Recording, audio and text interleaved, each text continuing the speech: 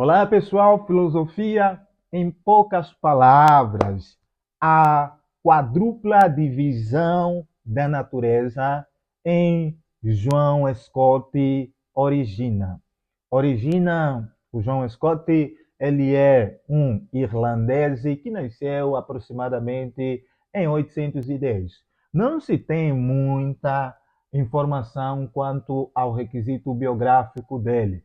Porém, nós pensamos o desenvolvimento dele nas escolas que Carlos Magno fez, o desenvolvimento dele nesse pensado Carlos Magno, a contribuição qual ele fez, né? Porque Carlos Magno ele estava formando alguns lugares de transmissão de conteúdo teológico, filosófico, acadêmico, né? E ele junta muitos intelectuais, vai atrás de muitos intelectuais da época para vir ensinar, não só ensinar a corte, mas também outras pessoas da baixa corte. Então tinha-se isso também.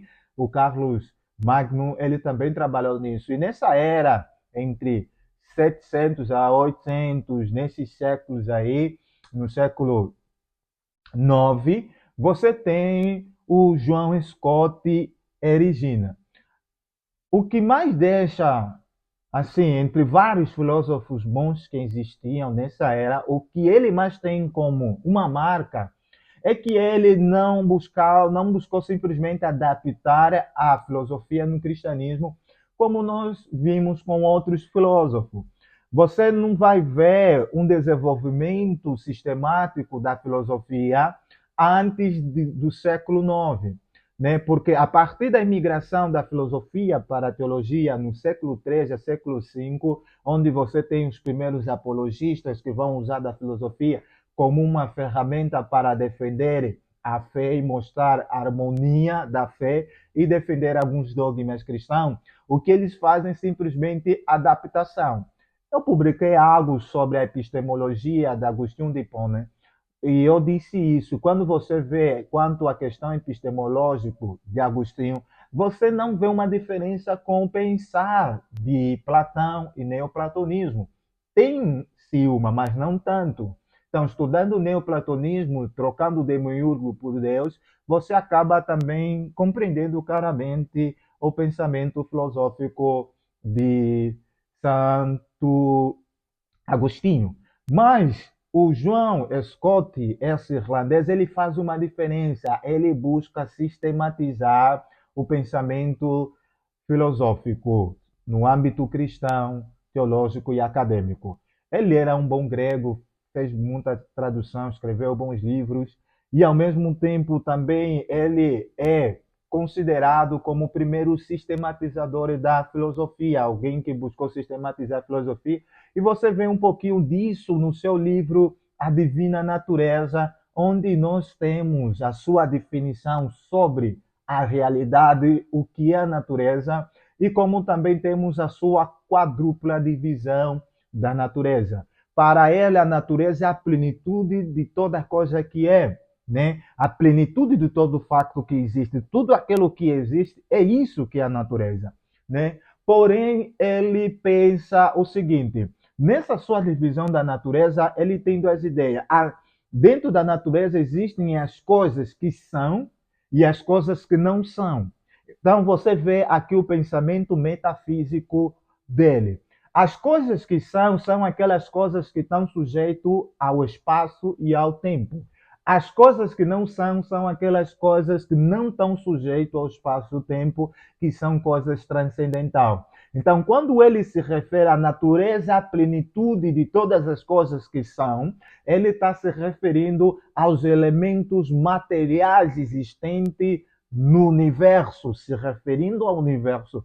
Quando ele se refere à natureza, à plenitude de todas as coisas que não são, ele está se referindo ao transcendental, ao divino, ao mundo das ideias, assim como você vai ter em Platão. Por isso que alguns às vezes acabam criticando que o João Escorto, provavelmente ele era um pateísta, porque ele tinha assim, se você não estuda bem, ele te leva a pensar nisso. Mas não, ele cria nessa real transcendência de Deus como também na sua imanência. Então, a falta de uma compreensão da transcendência de Deus nele faz que muitos pensam que ele pensava que o universo em si tem Deus nele e o universo é Deus, mas não é isso. Agora, o que ele pensa? Qual é a divisão dele? Qual é a real quadrupla divisão de João Scott quanto à natureza? A primeira divisão é o seguinte: a natureza, ele divide da seguinte forma: a natureza, né, a natureza que cria e não é criado. A natureza que cria e não é criado. Já dá para entender de quem ele está falando. E aí ele vai falar: a natureza que é criada e cria. A natureza que é criada e cria. Já dá a entender aqui do que ele está falando, do nosso âmbito, do homem, assim como eu estou criando aqui esse vídeo. Sou uma natureza criada e também crio. Estamos criando alguma coisa. Aí ele depois vai falar a natureza que é criada e não cria. A natureza que foi criada, porém não desenvolve, não cria mais alguma coisa. É estática, do jeito que foi feito, assim será para todos sempre, de acordo com o estabelecimento daquele que é a natureza que cria e não é criado. E aí ele vai terminar dizendo a natureza que não é criada nem cria. Então você tem as quatro divisões. A primeira, mais uma vez, a natureza que cria e não é criada, a natureza que é criada e cria, a natureza que é criada e não cria, e a natureza que não é criada, né? Que não é criada.